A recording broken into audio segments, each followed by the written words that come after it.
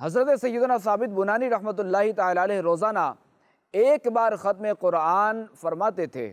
آپ رحمۃ اللہ تعالی علیہ ہمیشہ دن کو روزہ رکھتے اور ساری رات قیام فرماتے، یعنی عبادت فرماتے۔ جس مسجد سے گزرتے اس میں 2 رکعت تحیۃ المسجد پڑھتے، اور تحدیث نعمت کے طور پر فرماتے ہیں کہ میں نے جامع مسجد کے ہر ستون کے پاس قرآن پاک کا ختم اور بارگاہ الہی میں گریہ کیا ہے۔ نماز اور تلاوت قرآن کے ساتھ آپ رحمۃ اللہ تعالی علیہ کو خصوصی محبت تھی۔ آپ رحمۃ اللہ تعالی علیہ پر ایسا کرم ہوا کہ رشک آتا ہے۔ چنانچہ انتقال کے بعد دوران تدفین اچانک ایک اینٹ سرک کر اندر چلی گئی۔ لوگ اینٹ اٹھانے کے لیے جب جھکے تو یہ دیکھ کر حیران رہ گئے کہ آپ رحمۃ اللہ تعالی علیہ قبر میں کھڑے ہو کر نماز پڑھ رہے ہیں۔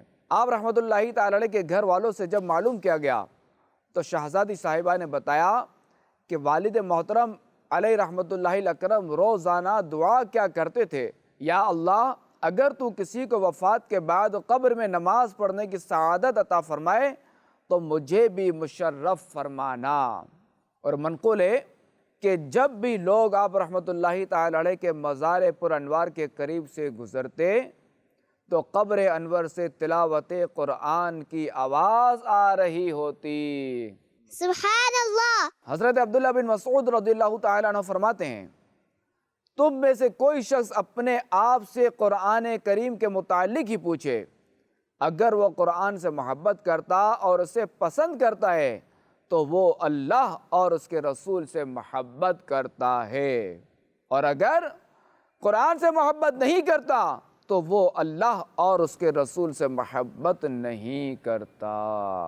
اللہ کی کتاب قرآن مجید، آسمانی کتاب، قرآن مجید، پیاری پیاری ہے کتاب، قرآن مجید، سب سے آخری کتاب، قرآن مجید، بابرکت کتاب، قرآن مجید، باعظمت کتاب۔ قرآن مجید۔ صلو علی الحبیب صلی اللہ علی محمد صلی اللہ علیہ وسلم۔